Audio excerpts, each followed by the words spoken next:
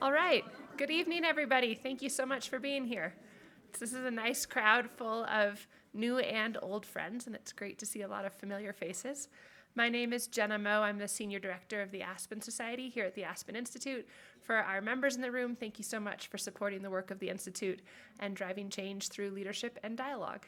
It's my pleasure to introduce our Executive Director of the Resnick Center for Herbert Bayer Studies, Lissa Ballinger, who will tell you more about tonight's program and introduce our featured speaker. Lissa is a wonderful person and also oversaw the centennial celebration of the Bauhaus School of Art and Design on our campus here just a few years ago. So Lissa, come on up. Thank you.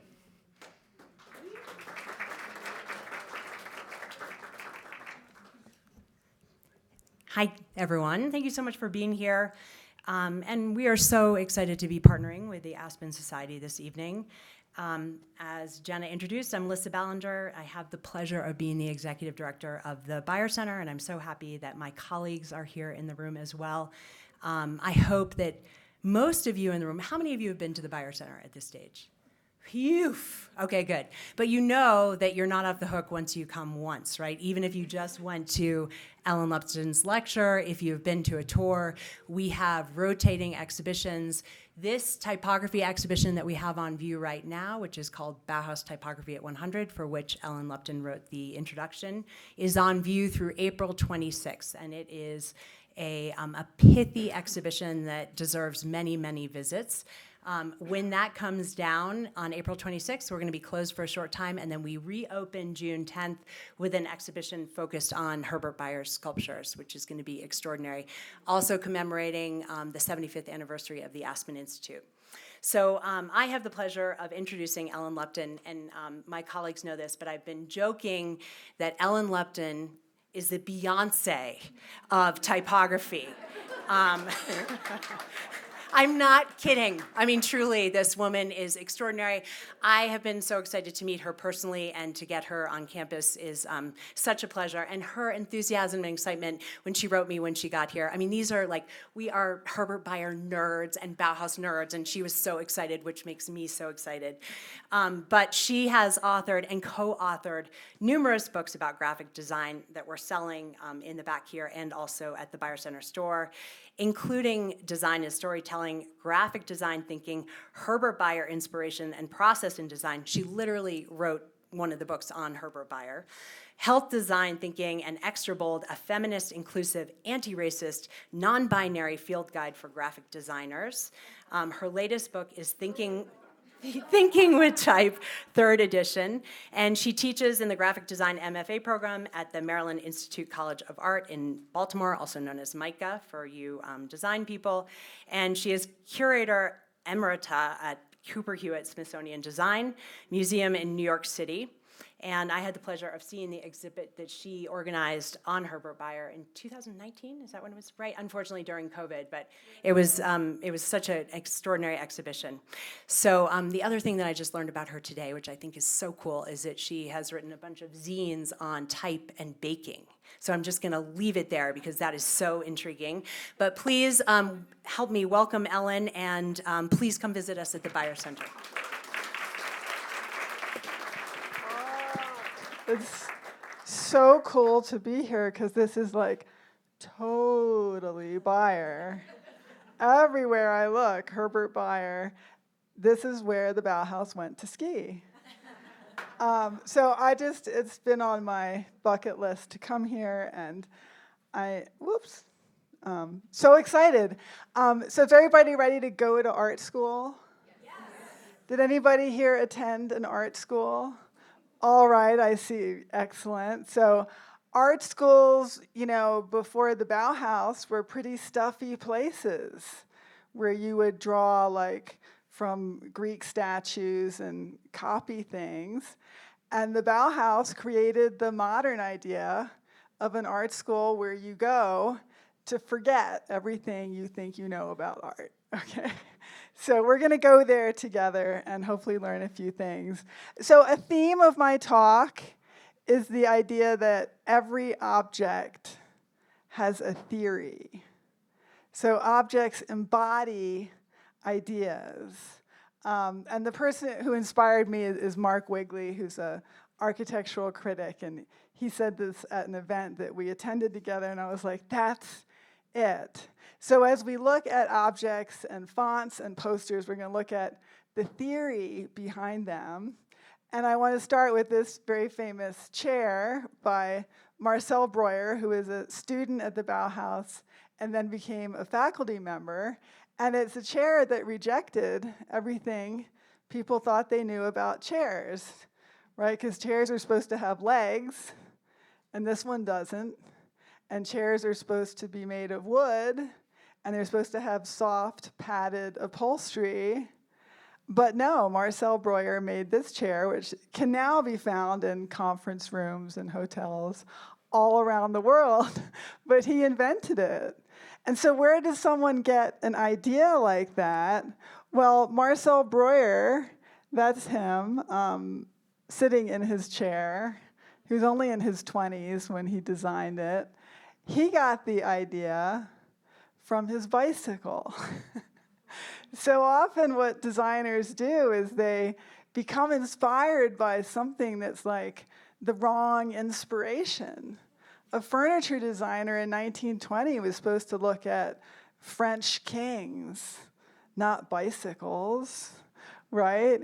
And so Marcel Breuer, who was an immigrant from Hungary and came to study at the Bauhaus, he ended up designing this chair and many other great things. And he is one of the inspirations for the character in the movie The Brutalist, who is also Hungarian. And in The Brutalist, the guy designs this furniture, which looks an awful lot like Marcel Breuer's furniture, and also a bit like a folding metal lawn chair, right? So super exciting. So the Bauhaus is an art school. It was founded in 1919 in the city of Weimar, and it initially occupied this building, which still stands and is still an art school today. It was kind of an old-fashioned atelier-style art school building. And the city of Weimar invited an architect, Walter Gropius, to come and create this school with the hopes of it contributing to the economic vitality of the city, right? And this is what cities do, right? They want to create some buzz and excitement and opportunity and bring people into the community. And so Gropius said, yes, I think I will do that, and we will call it the Bauhaus. And this is 1919. It's at the end of World War I. Europe is destroyed. A generation of young men have died in the first high-tech war fought with airplanes and chemical weapons. And so Gropius talks about looking out at the ruined world and saying, we will build something back again with our brains and our hands, right? Intellectually and physically. And one of the things he did is he created this diagram of what an art school should look like, and it's very much built around craft. So we often remember the Bauhaus as a high-tech place that's all industrial and about machines, but actually craft was always part of the school and was very much part of the origins of the school. And the outer ring was a program that any incoming student would take. It was called the basic course, and it was the place where you would come to unlearn all the things you thought you knew about art. And you had to be more like a kindergarten student. You had to play with materials in abstract form. And the first leader of that basic course is this Swiss painter, Johannes Itten, who had actually been an elementary school teacher, and he taught little children. And then he went on to teach young adults, and many of them followed him to the Bauhaus. He was an adherent of a pseudo-Oriental philosophy called Mazdaznan, in which European people became inspired by ideas from Persia and India and created a kind of philosophy. And one of the tenets was shaving your head. Another was celibacy. Another was being a vegetarian and eating a lot of garlic. And this, if you've been to Germany, there's not all that much garlic in the cuisine. So this is a bit disruptive in the town of Weimar. And his approach to teaching was not sitting there and copying statues from Greece. It was moving your body and dancing and moaning and chanting and things that we would still consider pretty outre today, and were certainly a shock to the good people of Weimar, which is a pretty conservative town. And students would do things using their arms and their bodies to express form. And that was, influenced by expressionism, German expressionism, big art movement at the time, very popular at the time. Another amazing teacher at the school was Vasily Kandinsky, who was a Russian painter and one of the first abstract painters. And he taught in this basic course as well. And he wrote this very famous book called Concerning the Spiritual in Art. And he made incredible paintings. I especially like them because I look at these paintings and I think, that looks like graphic design. It's lines and shapes overlapping. It's like lots of circles, right? Like this is what graphic designers do, is we make stuff with lines and shapes and circles. And one of the things that he often included in his paintings were these lines of motion, which I call theory lines, because I'm into this idea of theory and like, what is the theory? And we'll see them recur in various pieces. This is a postcard that he designed for an exhibition in 1923, where we can see him translate his paintings into this little itty-bitty piece of graphic design that you can go see in the exhibition. And so taking all that complexity and color and transparency and richness of painting and bringing it down to its minimal elements, that's what graphic design does. That's the way we think. And Kandinsky, hold on a second. That dry mountain air. Kandinsky also wanted to make art more scientific. And Gropius liked this because science made the school look more professional. So everybody at the Bauhaus had to fill out this questionnaire in which they asserted their belief of what the right colors are for triangles, squares, and circles. Okay, so you're gonna have to come with me here on this adventure. The triangle is yellow because yellow is a very sharp, acidic color. You with me? Okay, good. You can go to the Bauhaus too. The circle is blue because blue is peaceful like the moon, right? This round, infinite shape. And the square is red because in the 1920s, all squares were red. It was a socialist thing. So the red square, you just see it in the red square in Moscow and everywhere. The square had to be red. And so many people agreed with Kandinsky and filled out the form correctly. And many intriguing objects were designed to support the theory, right? So this is a baby cradle that has a blue circle, a yellow triangle, and a red rectangle, and you put your baby in here, if you like. And for an exhibition that I curated in the 90s, we hired a cabinet maker to construct this based on drawings and dimensions and so forth. My husband and I curated the show together, and later we had a baby, and we never put the baby in the cradle because it actually does turn. So this black bar at the bottom is intended to be a weight that prevents the, you can rock the cradle, but it shall not circulate 360. Unfortunately, that doesn't really work. So we kept magazines in it for many years, and eventually it went the way of all things. But so that's theory.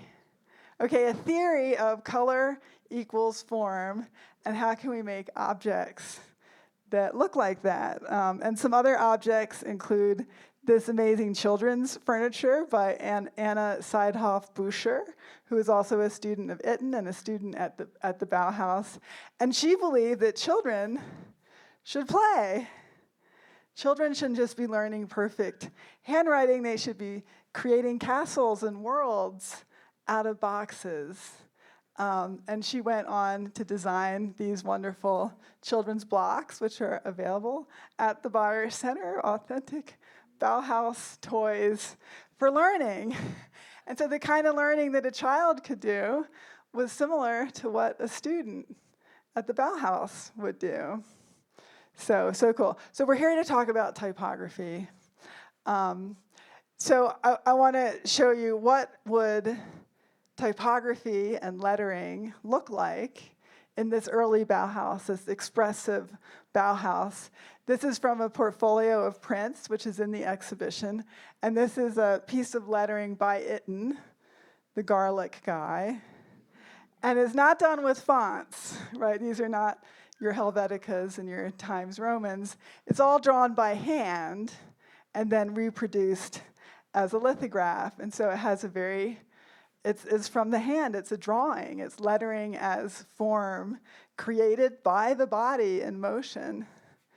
And that very same portfolio, which features writings by Itten, also includes incredible diagrams like this, with these theory lines inspired by old master paintings. And it includes these typographic prints by one of Itten's students, Friedl Dicker-Brandeis, who worked with him to create these interpretations of his writing using fonts, right? So this is not drawn with the freedom of the body. This is very rigid, put together using existing letter forms, using the printing press, which looks like this, right? You can see all these rectangles of shape. And so in order to create something that had more freedom to it, the printer would have to shape a piece of metal and put that type in a curve. So a very different sensibility and a different technique for creating typography. So you can see this in the beautiful exhibition as well. So great. After the Bauhaus, Dicker became an art educator. And she went to educate children in the Theresienstadt ghetto and concentration camp in German-occupied Czechoslovakia. And she taught children art in this atmosphere of extreme oppression and pain. She taught them art using the ideas of the Bauhaus with children, and she herself was murdered in Auschwitz in 1944. But some of her students, these little children, survived, and they emigrated to this country where they created the fields of art therapy and child psychology. So imagine that as a legacy of the Bauhaus. It's not just a metal chair. It's a technique of survival for children. She buried many of these drawings, hoping that they would be found in the future, which they were. And these drawings, over 4,000 drawings, were discovered, and they are preserved in the Jewish Museum in Prague. And this is the Bauhaus. This is the Bauhaus created by children under this incredible duress, with the guidance of this healer, this artist who cared for them. Okay, that was heavy. So I have a moment of pausing.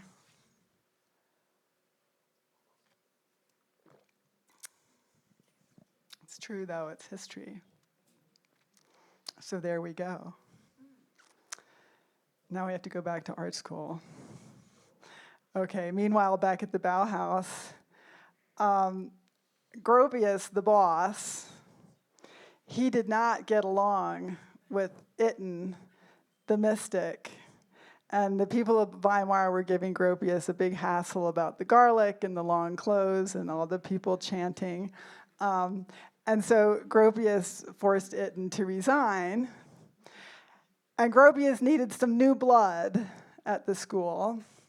And so he hired this guy. This is Làszlò Moholy-Nagy, thinker, inventor, writer, teacher, one of the great figures of the Bauhaus. And he was a very young man. He's only in his 20s in this picture, but he feels very imposing. And he is not wearing the flowing gowns of an Eastern priest. He's wearing the suit of an engineer with a tie. Right? He was very conscious of his look, and he looked good. Very good. Gropius invited him to come and fix things up at the Bauhaus and make it more modern and more industrial and more of the future. And Moholy-Nagy was a painter. He was also a graphic designer. He was from Hungary, like Marcel Breuer. He made things like this and beautiful paintings like this. Again, I love it because it looks like graphic design. These very controlled paintings of transparent forms. And I love that Herbert Bayer was such an incredible painter for his whole life, keeping the painting there as part of his work. And so Moholy-Nagy ran a metal workshop, and he also started doing graphic design for the school because the school needed to publish things in order to promote itself. And so in 1923, the school published this amazing book, a kind of catalog of what was happening at the school to accompany a big exhibition. The cover is by Herbert Bayer, and the inside of the book is by Moholy-Nagy. And it looks like this. It's a square book because square, right? And it's got diagrams like this that lay out the theory, right? This is why we're here, right? To invent a language of design that's universal and speaks directly to the eye and the psychology of the human mind. And Moholy-Nagy and Gropius went on to create a whole publishing imprint for the school, and it needed a logo. And so I want to walk you through the process, how it might have gone in Moholy-Nagy's brain designing this logo. This is completely apocryphal and made up, but based on theory, okay? So obviously the logo needs a circle, square, and triangle, right? So what would you do? Well, I'd probably just pile them all up on top of each other. It reminds me of like Albrecht Dürer, some stuff from the Renaissance. So you take all the shapes and put them together. But what is it really?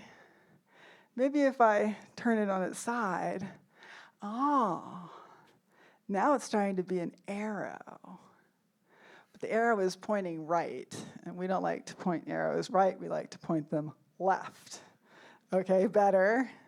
But it's got all these junky parts, all this heavy stuff where the forms are overlapping in a really ugly way. So what are we going to do? We're going to make this. Oh, so nice, right? So change the sizes and even change the line weights so that everything touches just so. And I always looked at this and I was like, I wonder why he made it the line weights all different. Like, if this was designed in 1960, it would be all one weight, like Helvetica.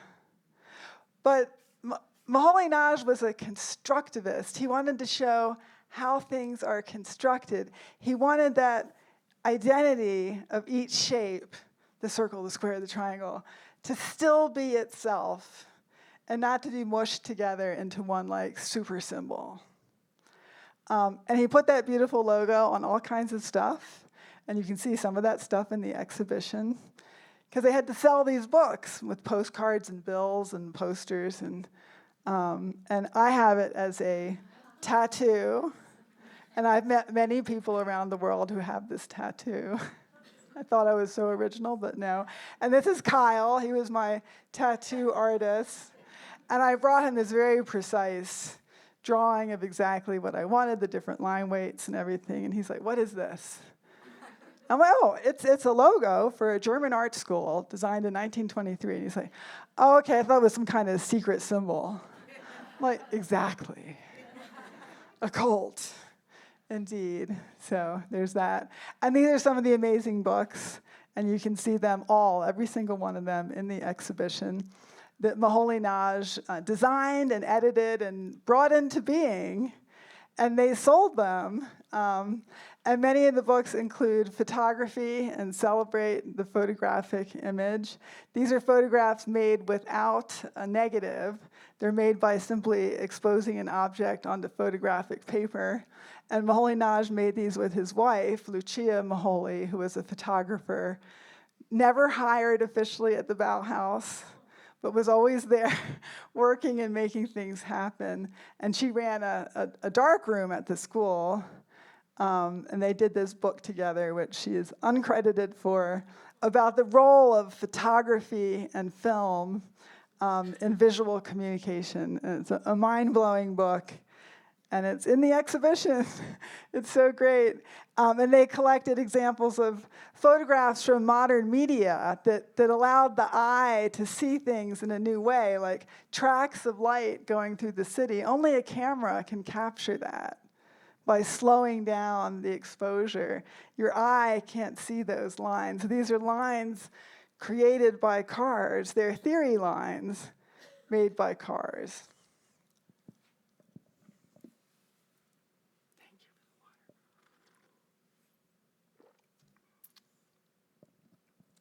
So experimenting with typography in these beautiful small-scale books. And one of Moholy-Nagy's students was this amazing woman, Mariana Brandt, who was a photographer and a product designer. And she studied with Moholy-Nagy in his metal workshop. Now, in the metal workshop, people made stuff like this. What is it? It's a sculpture that modulates space. And it's not like any sculpture that people used to make, right? This was like a new way of thinking about how to learn about three-dimensional form in space. And that was a Bauhaus thing. And Mariana Brandt took those ideas and applied it to making stuff, useful stuff, or kind of useful. So I want you to take a look at that teapot. Okay, this is a theoretical teapot. So the bowl is made of part of a sphere. So far, so good. The handle, section of a circle. Do we want to hold it? Not really, right? It doesn't exactly invite touch. But I'll take it because I love the theory, right? I have a high tolerance for objects that have more ideas than use. But she also designed very functional lamps designed to be adjusted so that you could just reach up and pull this weight and adjust it over your dining room table. And these lamps are still available today, have been in continuous production since the Bauhaus introduced them in the 1920s. You too can have this lamp. Okay, and so we're going to talk about Herbert Bayer because he is the star of this place, this amazing place where we are sitting tonight. So I'm going to give you a little more about Herbert Bayer and his life at the Bauhaus and after the Bauhaus. So there he is. He came to the Bauhaus in 1921 as a student, and he really didn't know anything about the school, but he had a copy of this book by Kandinsky on the spiritual and art, and he was like, I need to be at that place.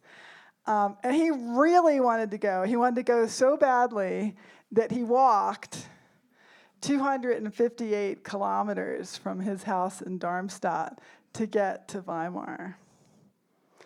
A lot of these students had no money. They were very poor. The country was in a terrible depression, and he wanted to go to this art school, so you walk. Well, I know you all can do that, because this is like the place of physical activity. And this is one of the beautiful postcards that's in the exhibition. It's a geometry lesson. It's a little diagram about how to make a triangle, a square, and a circle. I don't know how to make one. I just do it on my computer. So here's, a recipe for making Bauhaus type geometry. So cool. And these are all hand painted and then printed lithographically. And when Bayer got to the school, there was no graphic design program. But Bayer really wanted to do graphic design. He had clients. He was really young. He was only 21 years old when he got to the school. And Gropius was like, I like this kid.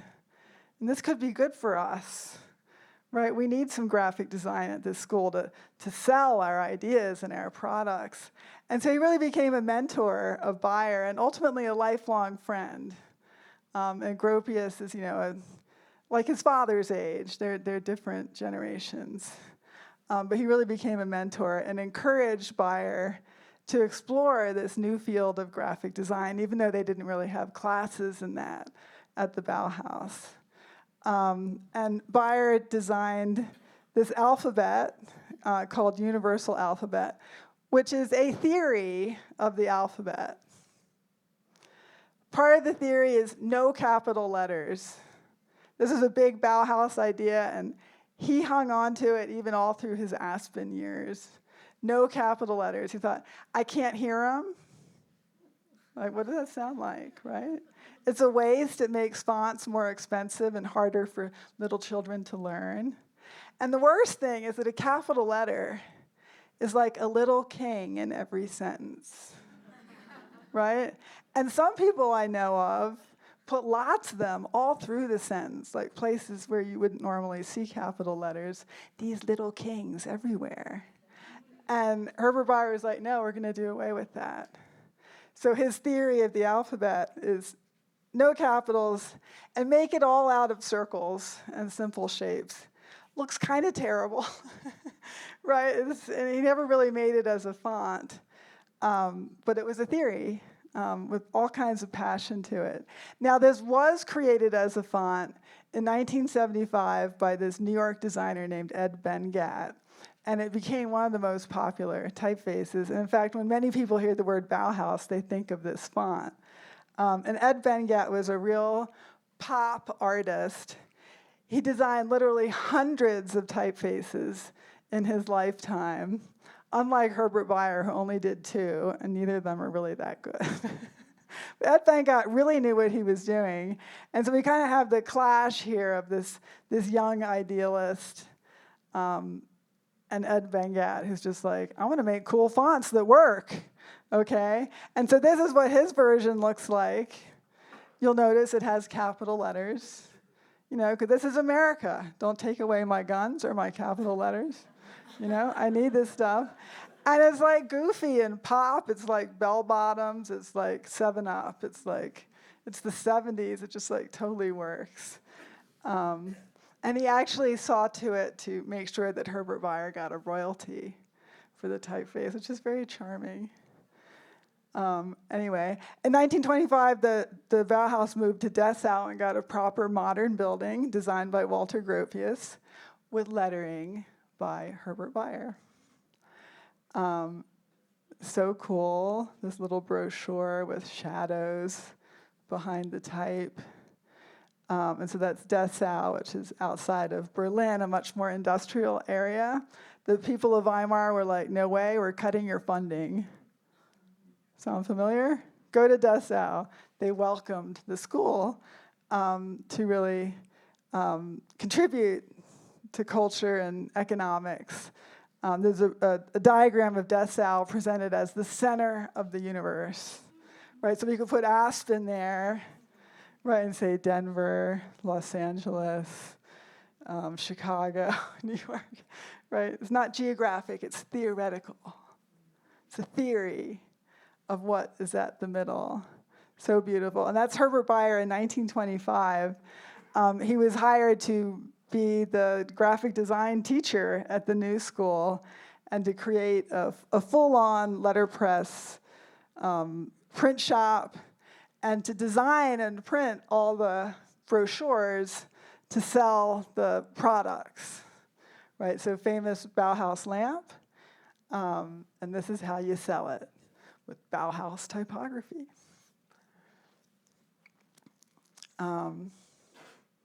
And he used a lot of photography in his work. Very lasting interest. And these are a bunch of the Bauhaus teachers with Gropius in the middle. In 1928, many of the top people of the Bauhaus left the school. Moholy-Nagy felt that the school had become too commercial. So he went and became a commercial artist in Berlin. You know, whatever. And so a bunch of them left, including Herbert Bayer. And that's Herbert Bayer in Berlin as an art director of advertising, which he did very successfully. He was considered a very attractive guy. And I call these the Bauhaus Bros. They hung out in Berlin. Herbert Bayer, Zanti Shabinsky, who is a graphic designer and a friend of these guys, and Walter Gropius, who even though he was old enough to be their father, he was part of the Bro team.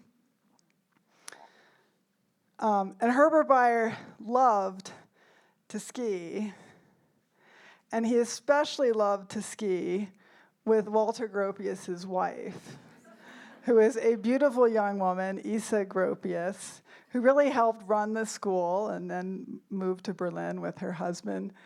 And Herbert Bayer and Isa had an incredible romance. And there's Isa with Zanti and Herbert. And it was a love affair of a lifetime. Isa Gropius later referred to it as the love of her life was Herbert Bayer. I always feel kind of proud of him for that because he's so cool. But of course, it threatened the relationship with Gropius, right, the mentor and friend. And so ultimately, Isa and Herbert told Walter about the affair and ended the affair. And through some kind of wonderful magnanimity, the marriage survived. Isa remained married to Gropius for the rest of their lives, and the friendship between Bayer and Gropius survived. And this is a portrait that Bayer made of Gropius for his 50th birthday, which is quite disturbing and intriguing. So these are children's toys. Perhaps he's having a wee on the children's toys. And this is from that same series showing Gropius surrounded by little angels and fruit and stuff. So they had, quite an interesting friendship that endured. And this is some of the advertising work that Bayer did in Berlin. And I just want to kind of zoom you in just to the technique of it, because he was really a great painter.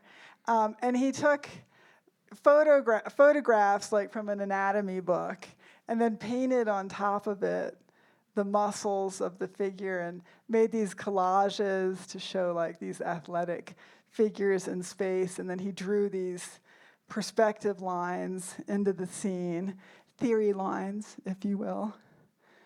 And we can come in close and see this mix of photography, illustration, collage, but very controlled. Very deliberate. He's really trying to create a very specific scene here. And he used a tool called an airbrush to make these very soft gradations of color. And there's an airbrush machine in a Berlin ad agency at the time. So quite intriguing. And then Bayer moved to this country. He became a friend of Walter Pepke, who helped transform Aspen. Pepke became Bayer's most important client. And ultimately, he invited Bayer to come to Aspen and help redesign the town and to create this campus. So there's these theory lines shooting into space. There's a very weird ad featuring a giant ham from World War II era, and the ham is being escorted by military jets, all flying on theory lines into the distance there. I never knew what this piece was about. I did some research. It's about gas stoves being better than electric stoves for the war effort. So that's how you tell that story. Okay, there's a piece he did for a pharmaceutical company. It was a medication for women with menstrual cramps. And Bayer was quite the ladies' man, and here is his amazing depiction of the female anatomy with theory lines shooting into the center, right? The generative core, surrounded by the phases of the moon, right? The phases of the menstrual cycle. And so I'll take you deep into that. And it's a tiny little piece. It's in the collection of Cooper here. It's about 4 inches tall. And it's just so meticulously and lovingly painted, this world and the cycle. So that's really cool. So we see these forms all through his work. So beautiful. And he did these really weird ads for men's ties. They're these kind of surrealist landscapes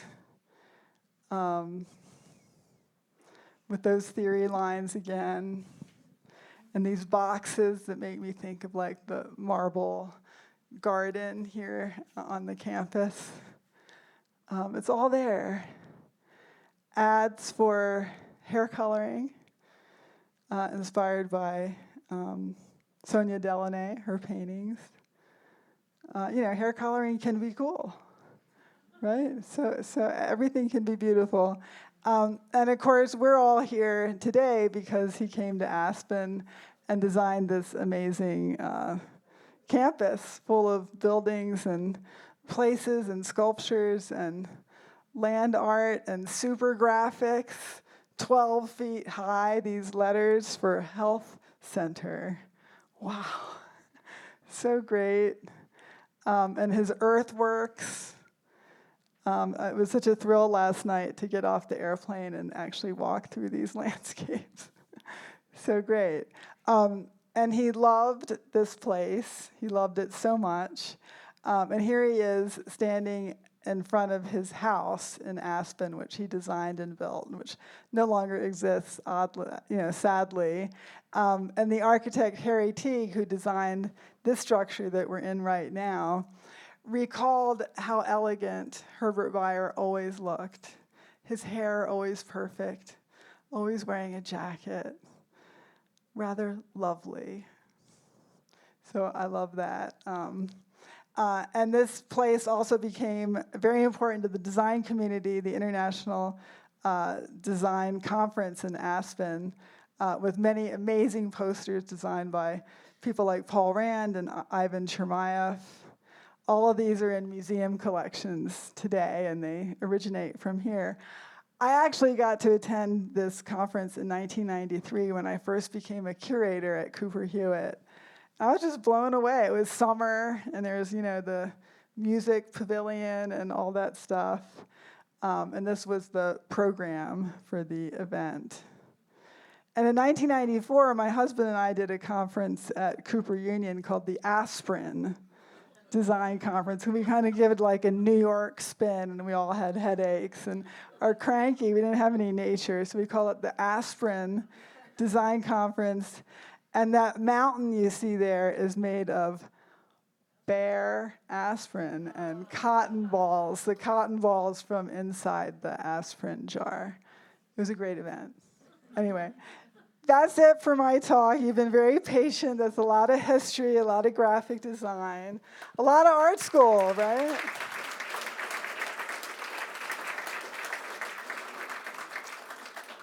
And I understand we can have some questions.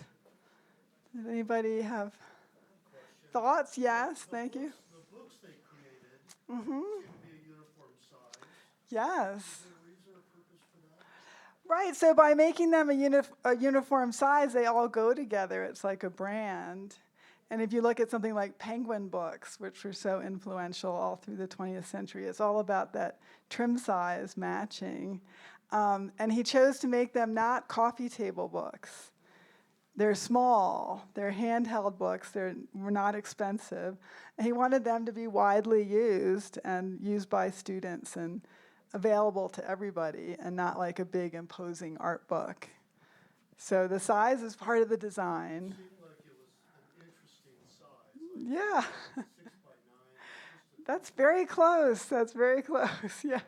And then I have one more question on the posters. Those posters that are on display in there, really super large letter forms. Were those hand cut or were those letterpress? Depending on the poster, some of them were hand drawn, and some of them were letterpress. And you can kind of tell by looking up close at how they hit the page and whether they're completely uniform or not. Yeah. Great question. I love that. Not yet, but we'll come to you. Oh, you shortly. touched on this a little bit at the beginning of your talk, but what would you say is the difference between the graphic arts and the arts? Because especially looking upstairs at some of the things that Bayer did, they don't seem to be different. Well, so Bayer was an artist and a designer, and he was able to do both.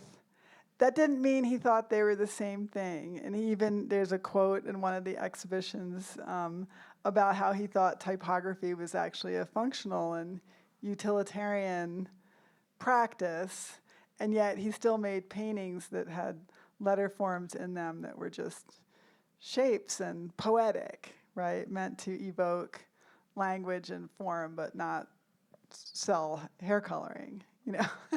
So he did both things, and all through his life, he kept being a painter, which is really cool.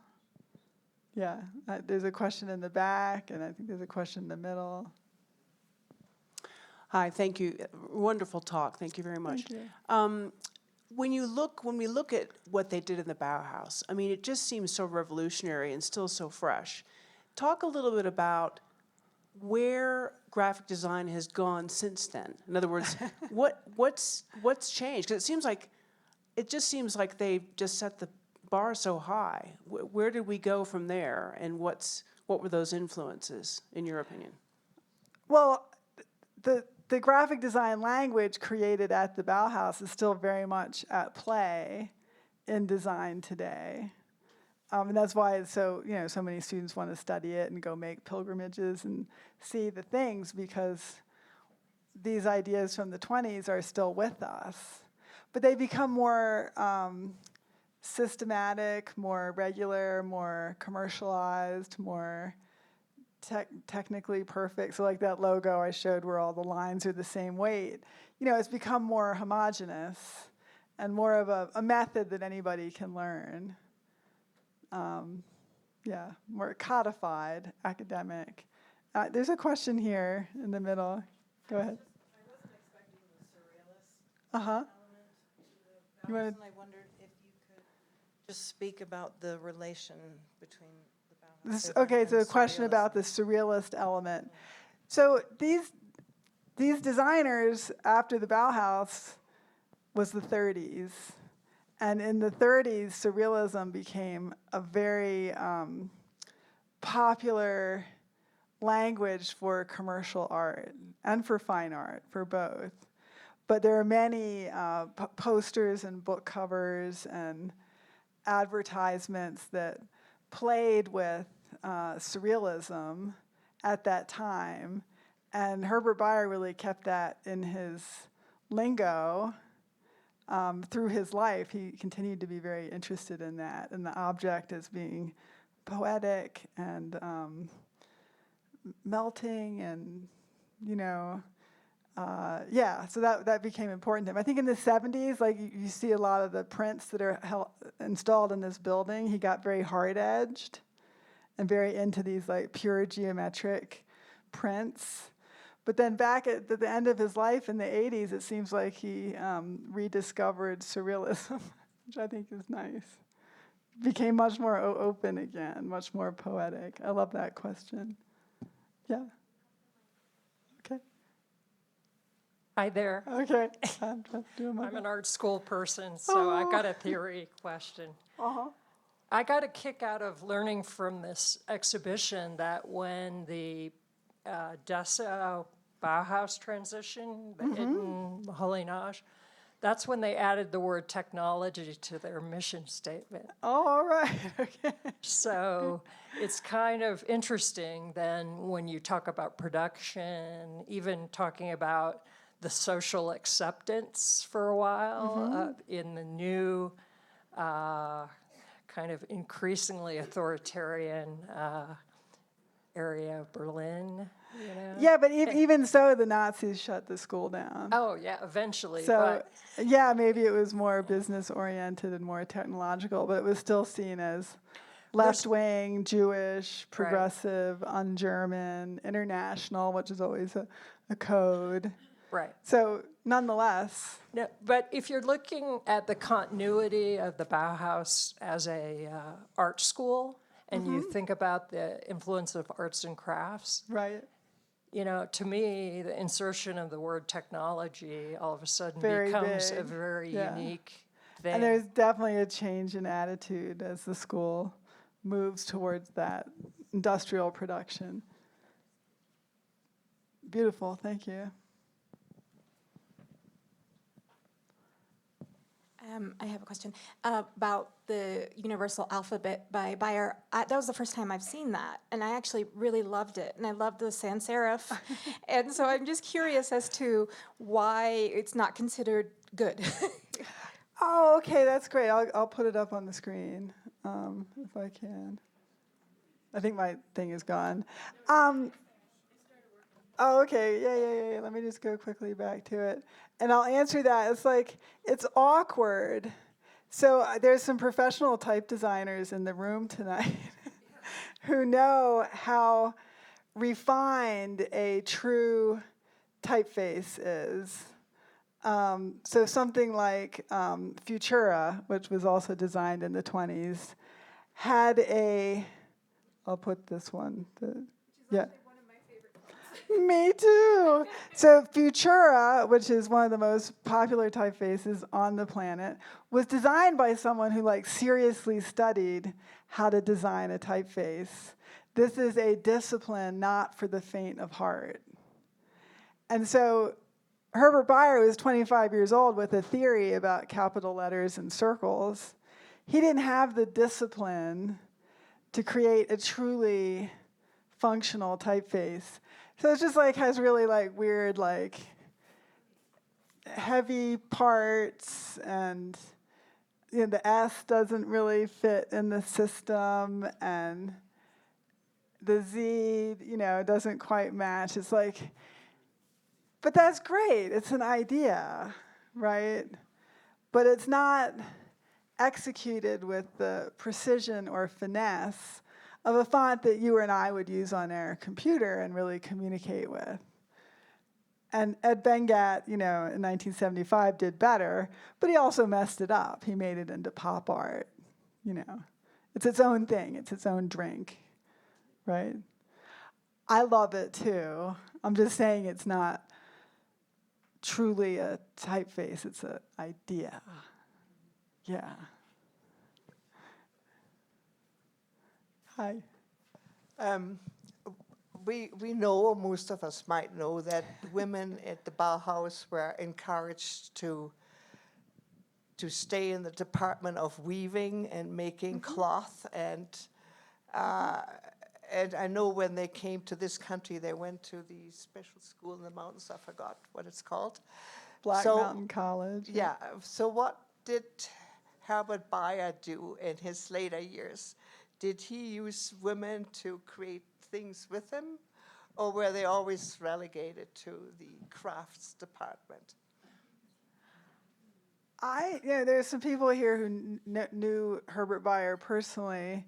I've never saw any evidence that he really collaborated with women. So there are photos of him with a studio assistant or with people working on his big atlas with him, and it's always men. But he may have collaborated with some women at some point. His wife was quite a force in his life in an Aspen. That's great. She was a woman. Yes. He had strong women in his life. I'm just saying he didn't necessarily collaborate with them as artists, but you know more than me. Dick was, I have the microphone. Dick was Herbert Bayer's assistant. in I Aspen. know, we talked about that. Ellen, what excites you in the typography world today? Well, Tina Smith is here today. She's an incredible typeface designer who creates typefaces that are decorative and organic and fluid, and they're nothing like that. So look that up, Tina Smith. And she does amazing stuff, including gorgeous typefaces that are made for use, but are poetic and related to nature, and I don't want to say feminine, but femme, maybe, right? Not biologically feminine, but with a different attitude than this. Okay, so go Tina. Are there any other final questions before we wrap up the evening? See a couple more.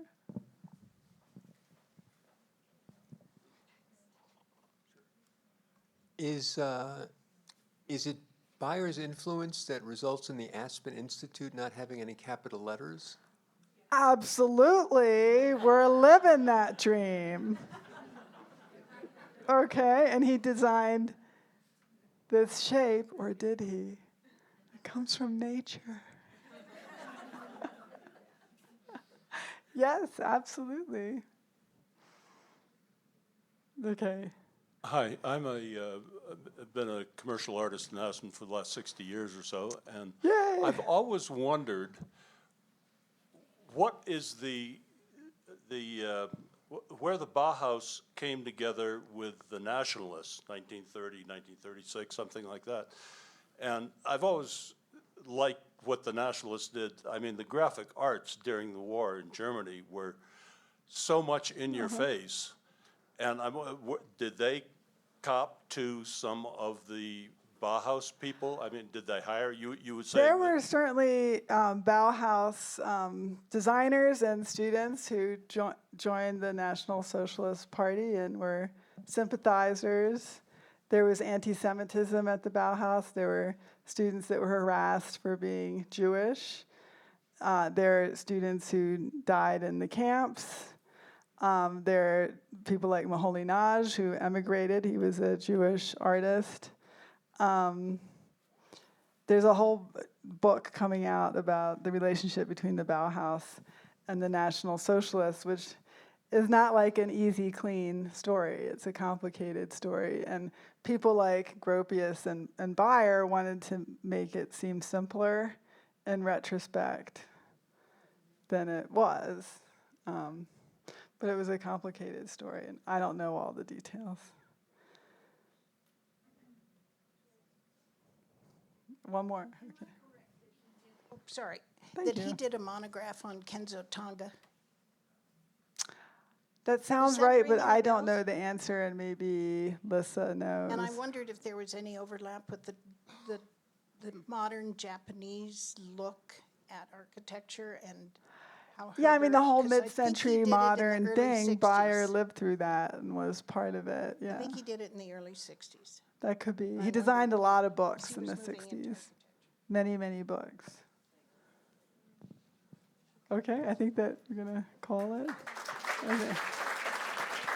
I mean, one more. Sorry, I one think more. we'll- Is this on? Yeah. Yeah, one more question. I sort of remember, because I live in New York and have gone to lots of museums. Yes. Doesn't Paul Klee, isn't he related? Yes, Paul Klee also taught at the Bauhaus. Okay. Yeah. Yes, and did an incredible book called the Pedagogical Sketchbook, which was published by the Bauhaus. And did he stay or did Yeah, he was there for a long time. Yeah, and he was an older artist like Kandinsky. They were the old guard, and Moholy-Nagy was the young upstart. And did Clay ever come to here to Aspen? I don't know. Good question. Amazing painter. Not that we know of. Okay. Well, a round of applause for Ellen Lupton. Beyonce. And thank you to all of our colleagues at the Bayer Center and to our members in the room. Our next Aspen Society program will be on April 1st, the future of news media. So a cross-aisle conversation, a little different than tonight, but influenced by print and type nonetheless. So thank you all for being here. Get home safe, and please check out the Bayer Center Tuesday through Thursday, noon to 5. Tuesday through Saturday, that's what I meant to say, noon to 5. And thank you all so much for being here. Thank you. All right, we did it.